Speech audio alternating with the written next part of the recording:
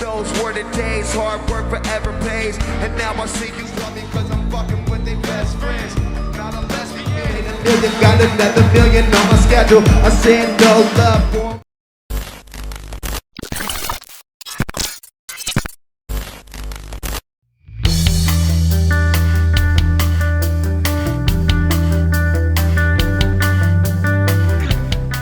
A military brat, Khalifa, whose real name is Cameron Thomaz, was born in 1987 in Minot, North Dakota. After his parents divorced when he was 3, he lived in various places and military bases around the world. His first attempt at committing lyrics to paper was around age 9, and at 12 he was already recording and producing his own records in his father's Oklahoma studio. Settling in Pittsburgh during his high school years, Khalifa laid down the groundwork for a solo career and kept busy recording music in a local studio ID Labs.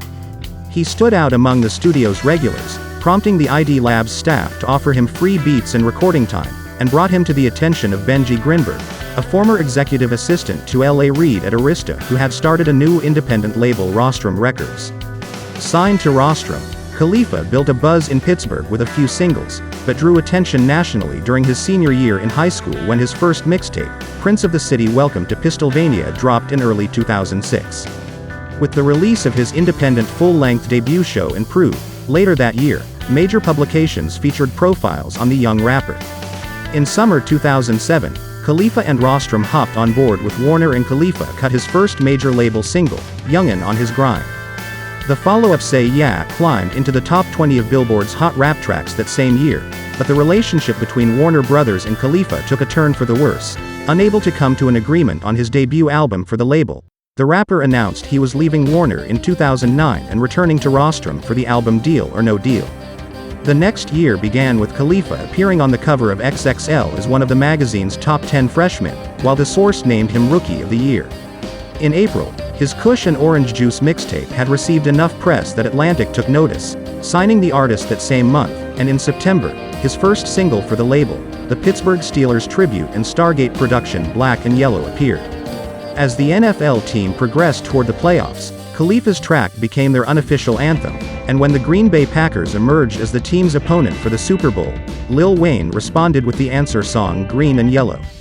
Khalifa's song topped the charts in February 2011, while his first Atlantic set Rolling Papers debuted at number 2 on the US Billboard 200 chart a month later.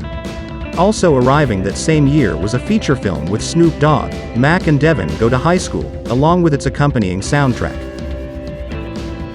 2 mixtapes, Taylor Alderdice and Still Blazin', landed in 2012, and in early December his 4th album ONIFC was released, featuring a return appearance by production team Stargate, this time working with Benny Blanco on the album's first single, Work Hard Play Hard. Khalifa explained in interviews that the acronym title ONIFC stood for Only Nigga in First Class, inspired by the album HNIC by Prodigy of Mobb Deep. Clean Copies saw the abbreviation standing for One Night in First Class. In April 2013, he released his collaborative EP Live in Concert with Curren Z, which featured 7 new songs. Shortly afterward, he announced the details of a 5th studio album titled Black Hollywood, which was released in August 2014. The mixtape 28 Grams, designed to act as a primer for the album, almost saw a delay when Khalifa was arrested for marijuana possession the day before its release that May. However, he was freed within a matter of hours and the mixtape's online stream went ahead as planned.